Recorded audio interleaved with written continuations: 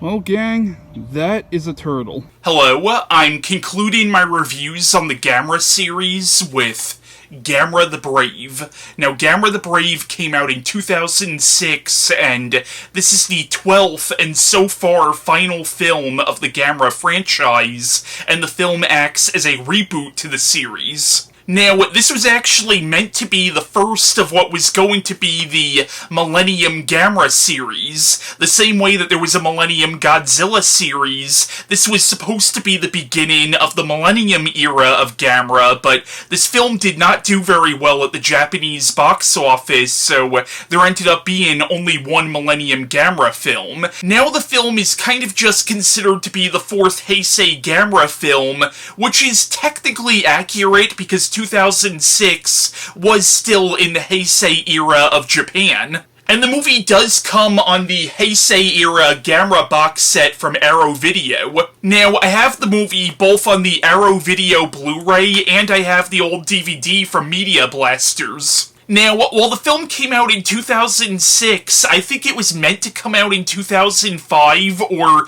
at least they started making it in 2005 because this was meant to coincide with the 40th anniversary of the original Gamera. Now, Daiei, the company that made all the older Gamera films, at this point was bought out by a company called Kadokawa Pictures, and from what I've heard, they actually approached Toho about doing a Godzilla vs. Gamera.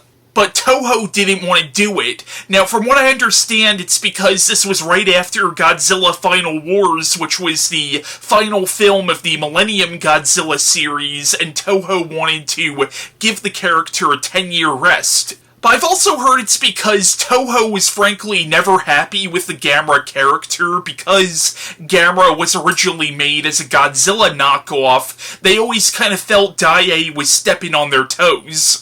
Now, I could be wrong on that, but from what I've heard, Toho's the main reason we've never gotten a Godzilla vs. Gamera. And if that's the case, I just want to say, Toho, you're a bunch of fucking idiots. Now, Gamera the Brave was directed by Ryuta Tasaki, who also did some work on Super Sentai, which is basically the Japanese version of the Power Rangers. Actually, it's what the American Power Rangers was based on. He also did some work on the live-action version of Sailor Moon, and he also directed a few of the Kamen Rider movies. Now, Gamera the Brave is kind of polarizing among fans of the franchise because it's coming right off the heels of the Heisei Gamera trilogy, which really took the franchise in a much darker, more adult-oriented direction, and the Gamera trilogy from the 90s are considered to be three of the best kaiju films ever made. But then you have this movie that's really paying tribute to the Showa Gamera series, where it's much more of a family film, it's much more of a kid's film, and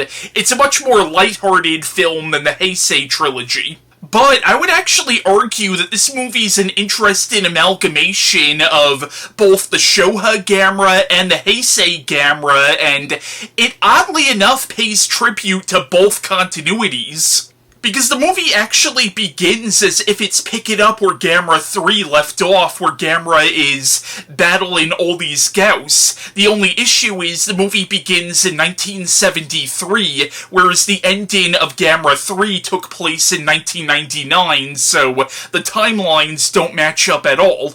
But you could almost argue that this is in continuity with the Showa Gamera series, because it's in a universe where Gamera used to exist decades ago, and maybe the beginning of this movie is actually the end of a Showa Gamera film that we never got. The only issue with that is the Gauss that you see in the beginning of the film are clearly supposed to be the Gauss from the Heisei trilogy, as opposed to the Gauss from the Showa Gamera series. But that's why I said I feel like this movie is almost an amalgamation of both series. Now, I'm gonna be honest, I actually really liked Gamera the Brave.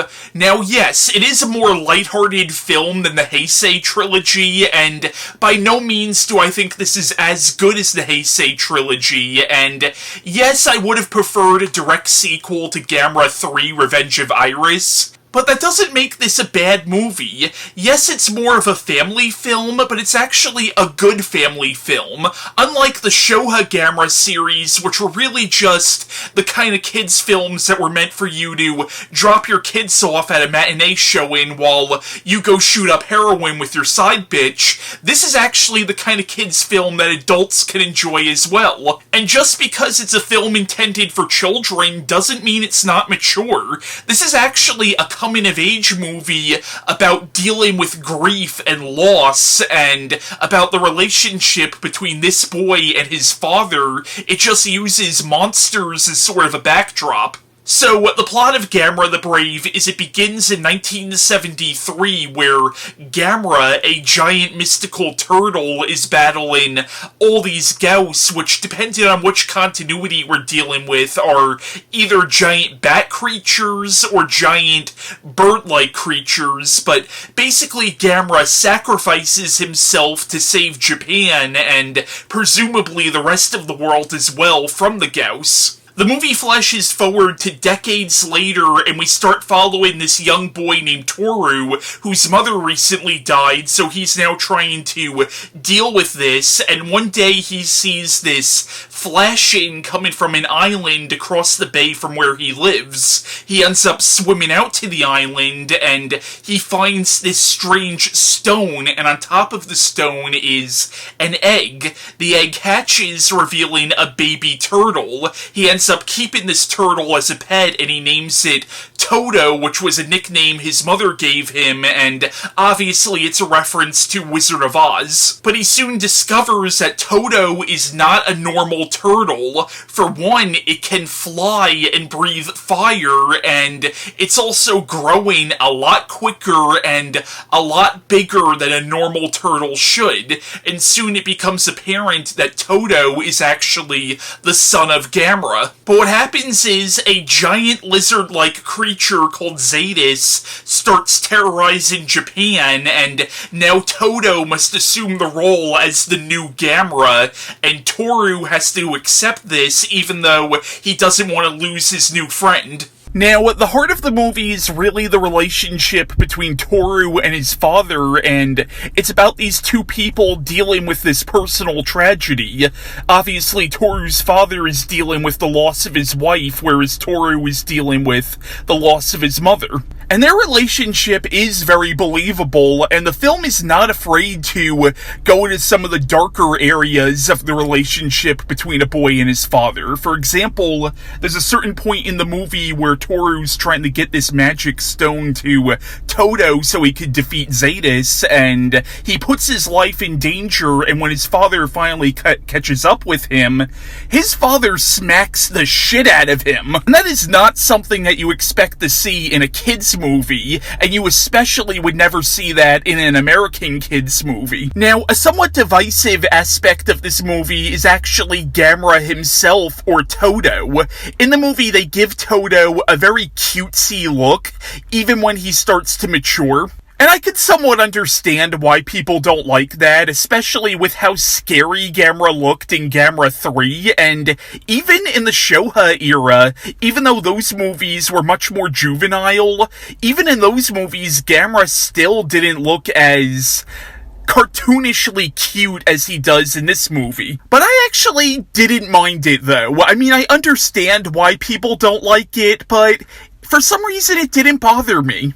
Now, a huge point of contention about this movie among fans is Gamera, when he roars in this movie, he does not have his signature roar. Instead, the roar that Gamera has in this movie is actually King Kong's roar from the 1976 remake of King Kong. But to contrast how cute Gamera looks in the movie, Zetas, the villain of the movie, is actually pretty scary. Now, I almost feel that the fact that he's a giant lizard is kind of a reference to the fact that this was originally going to be Gamera vs. Godzilla. Although his tongue definitely calls to mind Barugon from the second Gamera movie. Now, in the film, it's never actually explained where Zetus came from. Apparently, there's a novelization that does explain that Zetus was just a regular lizard that ate a piece of the Gauss, and it mutated into this thing, but to be honest, I actually kind of like the idea that this thing really doesn't have an origin. It just sort of appeared. But yeah, Gamera the Brave, I think, is a very good movie. Again, it's nowhere near as good as the 90s trilogy, but it's still a decent film in my opinion, and it plays around with the whole trope of Gamera being the friend to all children, but does it so much better than the Showa films did. Because the kids actually feel like real kids, and the adults aren't dumbasses. I thought it was interesting, this idea that children, have some sort of magical bond with Gamera, and I also thought it was interesting how the adult characters in the movie were children when the first Gamera sacrificed himself. And you almost get the idea that even the adult characters in the movie, when they were children, had a magical bond with Gamera, but now it's been forgotten since they're adults. But yeah, I recommend Gamera the Brave. It's atypical for a Japanese giant monster movie, but to be honest, that's actually why I like it. Now, as I said, this ended up being the final film in the Gamera franchise, but they've been talking about doing another Gamera movie for years now. Actually, in 2015, which was the 50th anniversary of the original Gamera, there actually was a trailer made for a potential Gamera reboot, but it wasn't like a trailer for an upcoming movie, it was more of a conceptual trailer. But I actually didn't know that at the time that trailer came out. I thought that was like a trailer for a legit new Gamera movie, so when years went by, I was like, what the fuck ever happened to the 2015 Gamera movie? And we still haven't gotten a Gamera vs. Godzilla, and I'm sorry, fans have been begging for that for years. Just fucking do it already. So yeah, this wraps up my series of reviews on the Gamera films. Now, my next movie review will still be something kaiju related, because I reviewed all the Godzilla movies last year, but I haven't gotten a chance to review the most recent one. My next movie review will be Godzilla vs. Kong.